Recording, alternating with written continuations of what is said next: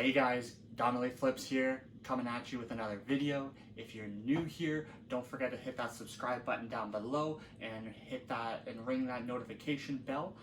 Today we will be doing a different kind of video than what you've seen so far on the channel. We're going to be starting a new series called Tips and Tactics, where I kind of go through some of my learnings, some kind of beginner tips that will help you in your reselling or eBay world and make your life a little bit easier.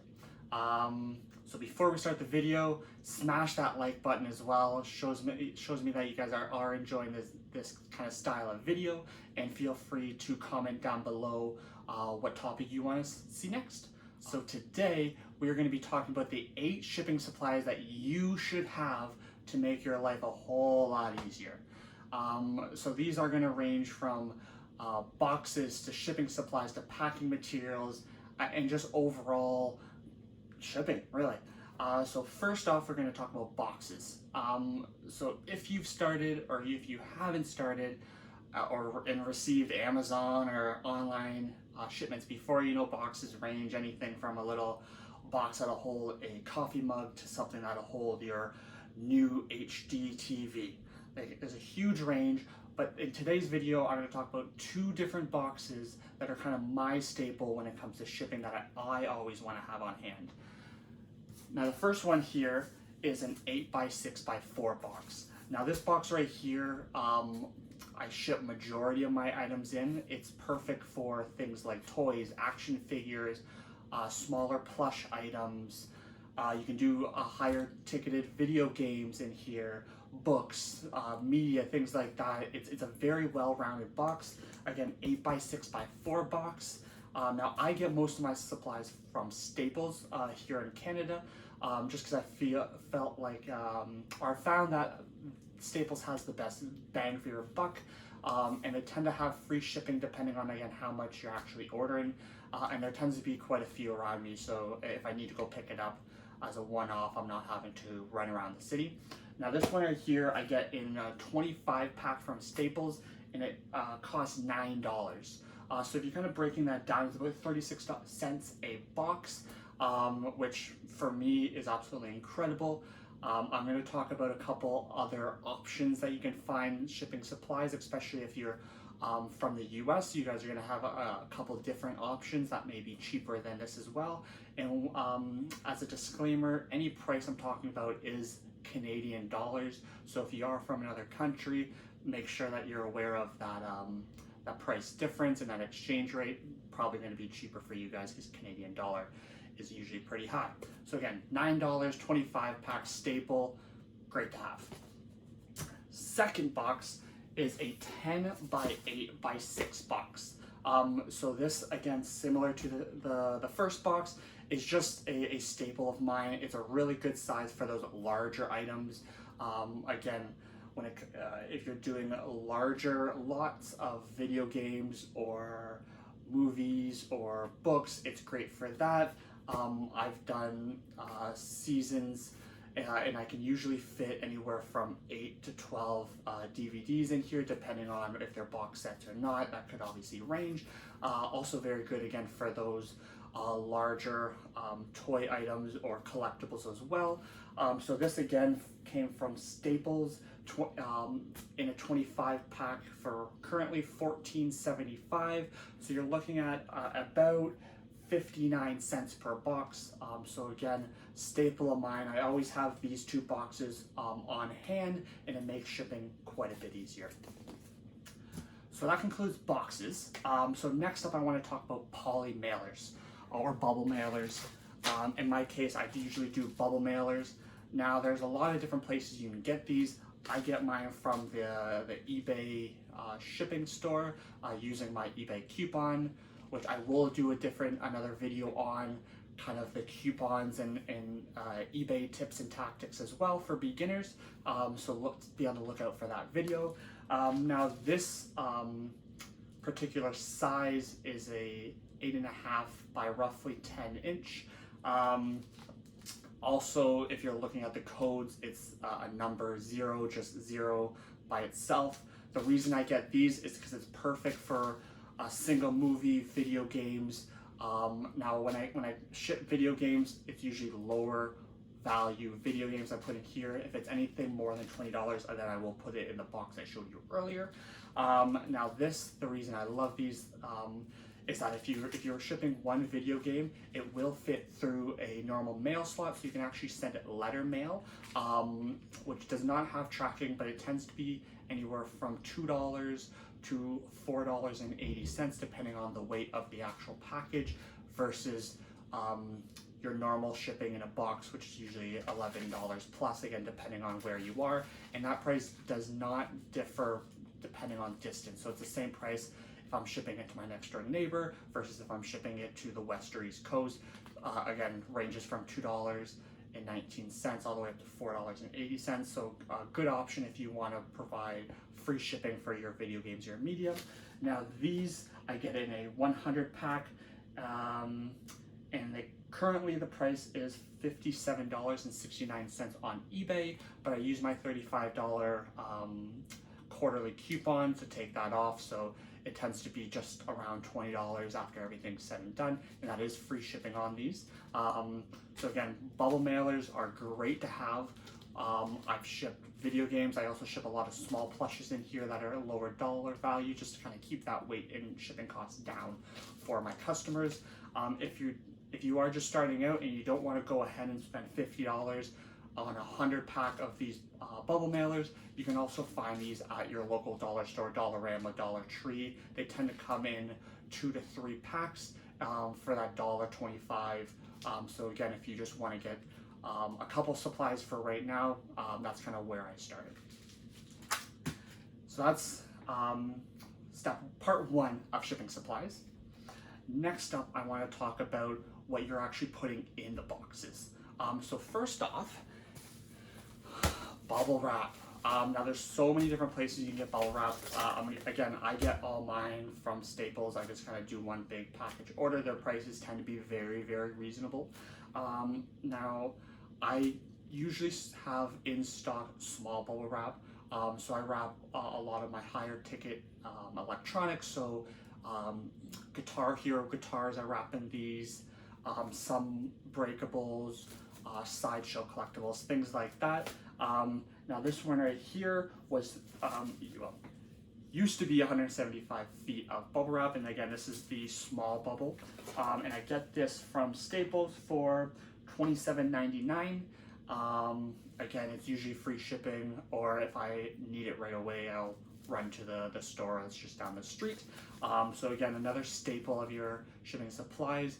Not only is it to protect any kind of breakable item that you're shipping, but in my opinion, it also gives your buyer a little bit of a better presentation. They're more likely or willing to give you that positive feedback and purchase from you again, because they know and they have a confidence in you that their item's going to come to them undamaged. All right, next up, if you haven't already guessed, it is packing of paper. Now again, you're going to hear this over and over again, Staples. This used to be 300 feet. It's just your standard light duty craft paper, wrapping paper, packing paper. I believe they call it wrapping paper. Again, 300 feet of this is only $14.99. I've been using the same roll for about 3.5 months now, so it lasts me quite a bit. And basically you just use this for void fill around the item. Make sure that item isn't going to move during shipping. So I usually use a combination of this and the bubble wrap if it's a little bit more of a pricey or potentially breakable item, or if it's just say an action figure that's $8, $10, $15, then I'll still put the packing paper in the box just to kind of use it as void fill. All right, so to do a little bit of a recap before we kind of finish the last 3 items here, we've covered the supplies that your items are going to be going into, so my stable boxes, my stable bubble mailers. We've covered the materials that you're going to want to go inside the box to protect that item. And then finally, we're going to go over the 3 supplies that I always have on hand that kind of go on top of the box to kind of finish that packing. So one, you've probably been waiting for this, is tape. tape is going to be key. Now, I started off just getting singles from Walmart or Staples, wherever I could find them.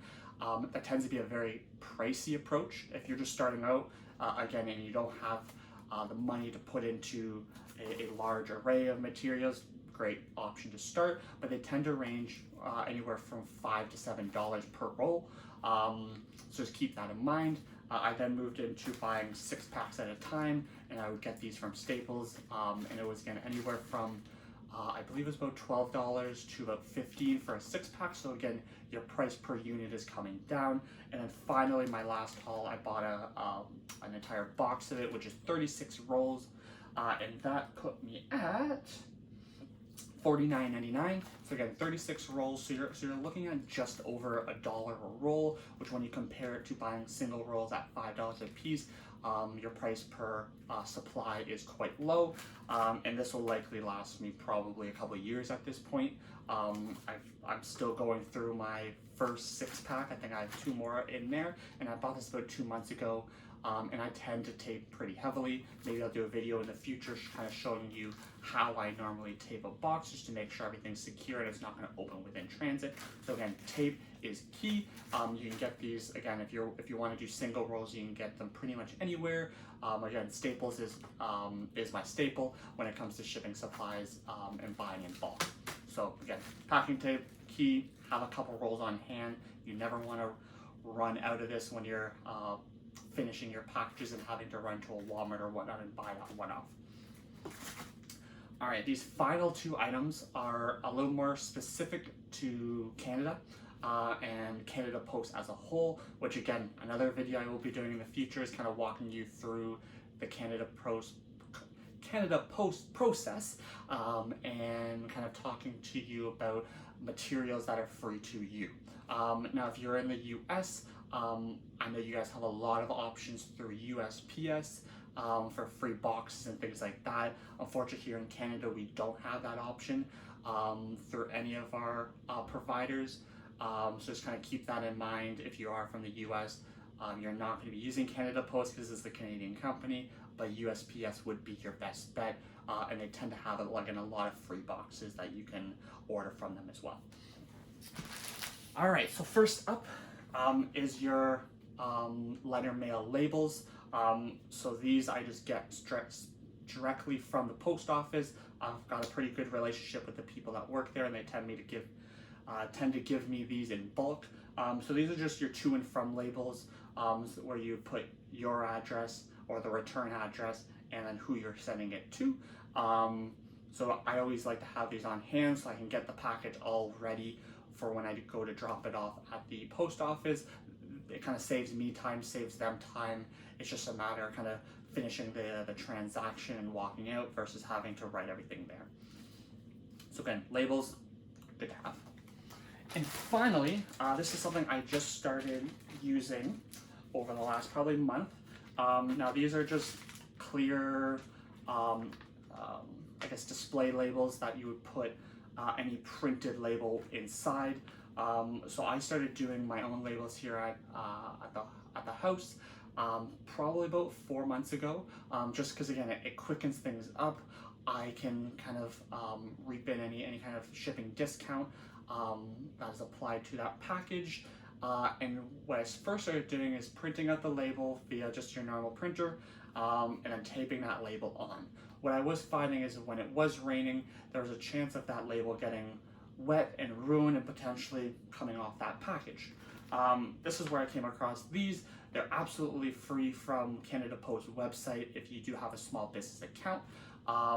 They come in packs of 100. You can order as many as you want. I think I ordered 4 packs just to kind of have them on hand.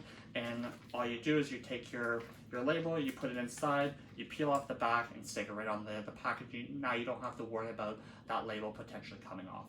So again, free for Canada Post. Why not, right? Always have them on hand. Alright guys, that wraps up today's video. So again, the first tips and tactics video. I really like this idea, this concept. Hopefully I can provide some of my knowledge out to you guys and those who have been doing reselling for some time. Maybe you can leave a comment down below and kind of Let me know what's worked with you and what supplies you have on hand. Now the reason I like to have these materials on hand is because it tends to reduce my shipping time considerably. What I used to do is I used to kind of get boxes from family members or go to recycling bins and kind of grab them out. The issue I found with that is they tended to be larger boxes, so I was frankenboxing and having to break it down and create my own box, which was taking a lot of extra unnecessary time when it came to shipping out those products. So I tend to have, again, all these on hands, and I tend to understand what box or what supplies I know that I'm going to be shipping that item in when I pick it up, and I always take that into account when actually listing an item as well. So again, if you did like this video, feel free to hit the like button. If you want to see more of these videos, don't forget to subscribe and hit that notification bell.